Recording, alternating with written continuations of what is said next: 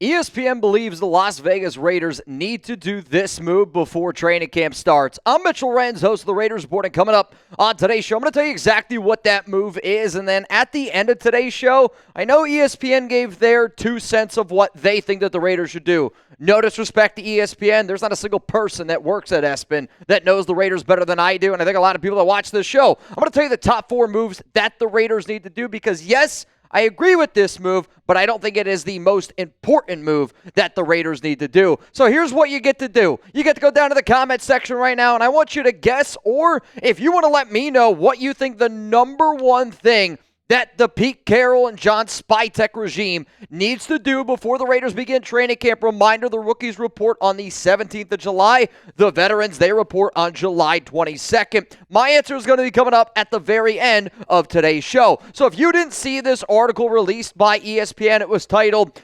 Proposing One Final Offseason Move for All 32 NFL Teams. And ESPN said that the Las Vegas Raiders should go out and extend Kolton Miller. I agree with that statement. Like the video because I think every person that tunes into today's show, 100 out of 100 are going to go, yeah, I do think that the Raiders should extend Kolton Miller, and here's why ESPN believes that they need to do it. Miller is easily the best Raiders offensive lineman. He ranked only 37th in pass block win rate, 88.1% in 2024, but was 25th, 89.4% the season before. And the Raiders were also much better running to the left than running to the right last season. There's a lot of youth on the Raiders line, and it would be good to nail down a couple more years with Miller as the veteran leader of the group. Miller skipped voluntary workouts in April in pursuit of a new contract, but said he wants to be a Raider for life. I do completely agree with ESPN that the Raiders do need to get this deal done, and I know I've made, I don't know, probably 5 to 10 videos this offseason on why it's important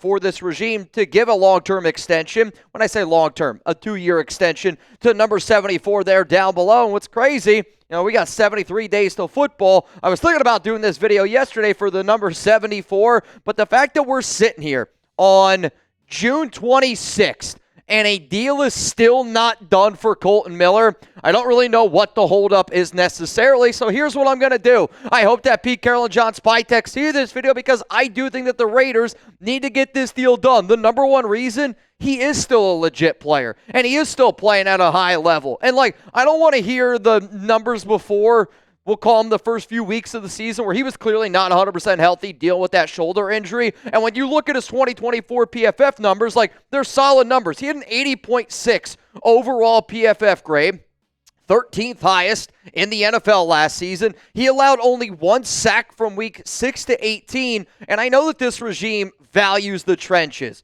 But at the exact same time, I want a player that showed me he got better and better and better. I know I say that a lot when I talk about year to year, but Miller tried to thug it out and go out there and play because we had a new offensive line. We had a brand new head coach, had a new GM. And I wonder if he didn't have all those things, if he would have tried to go out there and play the first few games of the season. Thank God that he did, or else it would have been even more of a shit show. But then he got to play his best football the longer the year went, and that's the type of guy that I want on my roster. The next reason why you got to get this deal done, you traded for Geno Smith. The biggest move that the Raiders made all offseason, and it was one of Pete Carroll's guys, was you traded away a third-round pick to go get the quarterback of your team, and before he ever took a snap, I agree with the extension. I think that it's one of the best deals in the NFL. But how the hell are you going to go out and trade for a player and give him an extension when you're not extending his blind side? I mean, you want to talk about the biggest reason why Geno struggled last season? It's because the offensive line for Seattle stunk, and he was sacked 50 times. If you want the Geno Smith that you traded for, that you're hoping that he can be, that I'm hoping he can be, that I think a lot of Raiders fans are hoping he can be, you need to make sure that he's got a good left side, and you need to make sure that he's got a solid offensive line. Kolton Miller is literally the pillar of this line, so I don't understand why we haven't extended him yet. Let's go to the next reason here. I want guys that want to be Raiders, and I want players that kind of have that Pete Carroll mentality that, hey man, let's go out there and let's compete. And that's exactly what Miller did this offseason. He's been a captain for 3 years, and he is a silent leader, and that is okay. So we got somebody that's been a really reliable offensive lineman, that's played through multiple injuries, that sure, he didn't show up earlier in the offseason, but he also showed up to non-mandatory things and told you that he wants to be a Raider for life.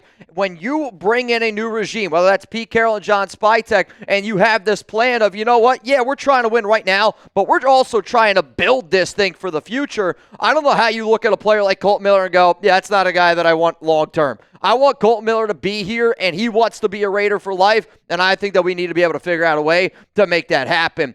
I have a question for you. If Miller's going to sit up here and he's going to go, I want to be a Raider for life. I'm going to be a Raider for life. Me, Mitchell Renz, I will be a Raider for life. If you're a Raider and you consider yourself a real one, then please hit that subscribe button and turn on those notifications. We are chasing and climbing. We are so freaking close, you can almost taste it. 195,000 subs. And if you're a Raider and you bleed silver and black, hit that subscribe button. Let's go to the next reason here. We have the money in order to do it. Depending on where you look, Spotrac over the cap, I've seen somewhere between 31 to 36 million that the Raiders have on the books. That is more than enough money to get an extension done with Kolton Miller for this upcoming season. And knowing that it's enough money, like, I also want to be able to sit up here and be able to break down how many years, how much money we're going to go get him, because that's also important with that Raiders timeline. And because Kolton Miller and the current situation we're in right now fits that timeline. Like, if you were Pete Carroll and John Spytek, you know that Pete's got 3 years, Spytek's got 5. Pete's got that 3 to 4 year option.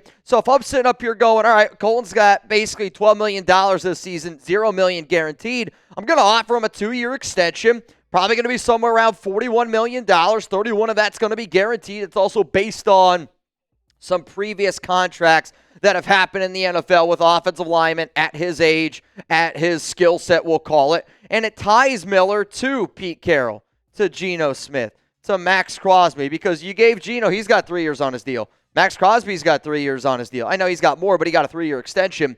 You know, Pete, John, like, if our goal is to try to win a Super Bowl in 2 to 3 years, because that is the Raiders' plan, we need to ensure that our offensive line is going to be solid, and that it starts with extending Kolton Miller. Coming up next here, though, I am going to rank the top 4 Raiders moves that I would like for this team to do before the start of training camp. And spoiler alert, you're going to see Kolton Miller in that top 4 in terms of extension.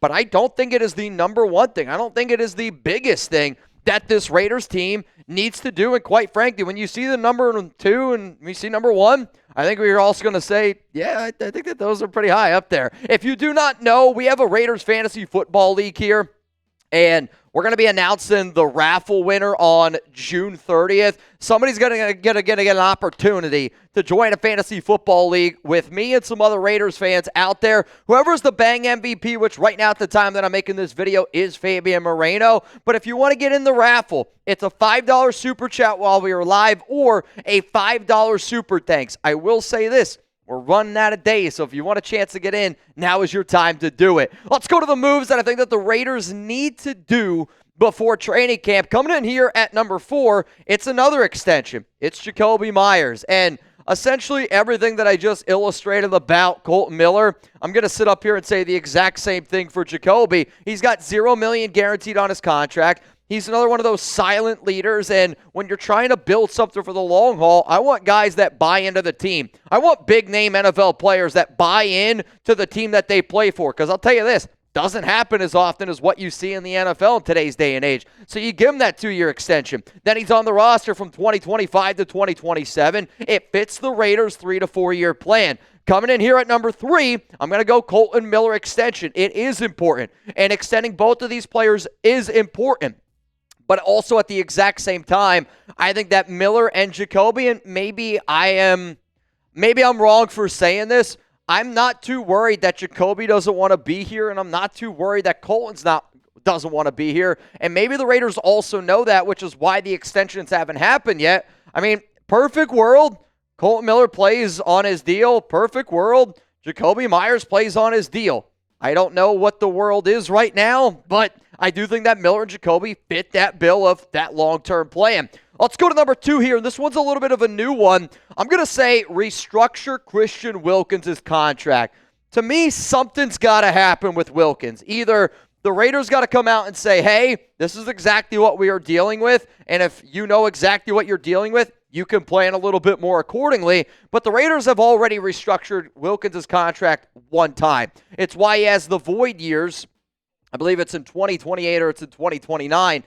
Because I know that he's not going to be 100% healthy this season, and because I know that there will be a second surgery at some point, whether it's now or whether it's going to be at the end of the season, I just really sit back and I go, yes, I love the move that Wilkins, when the Raiders signed Wilkins. I mean, it was my favorite move that the Raiders did, and predicting injuries is tough. But what I am concerned about is if Wilkins doesn't really play this season, right? Or if we get the version of him, that means we've paid him this amount of money for 2 years of, let's be real, him not on the field and potentially football.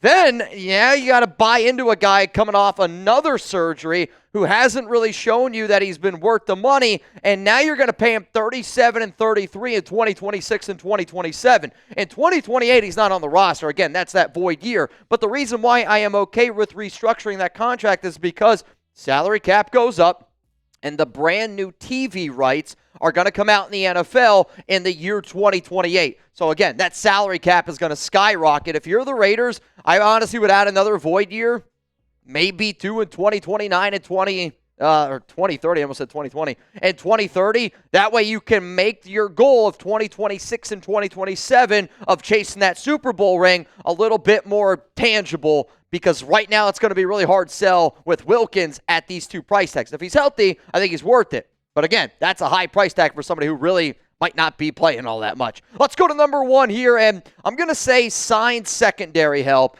And this is the reason why it's number one, and some of y'all might be surprised that it's number one. I'm putting secondary help in here, and I'm tying it into Wilkins, because if our defensive line isn't the D-line that we were expecting that we are going to have with Wilkins, well, then we need to add more talent in that secondary. If you told me our line was Malcolm Kuntz, healthy Wilkins, Adam Butler, Max Crosby, you sprinkle in a little bit of Tyree Wilson, some of these other players that we have, I think we might be able to get away with the secondary that we have. But if Wilkins is not 100% healthy, our defensive line is not as nasty as what it needs to be for the talent that we have in that secondary. Now, whether you want to say corner, whether you want to say free safety, here are my top 5 defensive backs that I personally would like for the Las Vegas Raiders to go out and get. You got Stephon Gilmore, who's a corner, and who knows, maybe you can convert him to a safety. I've seen elite former corners turn into safeties, Charles Woodson, Patrick Peterson being a name.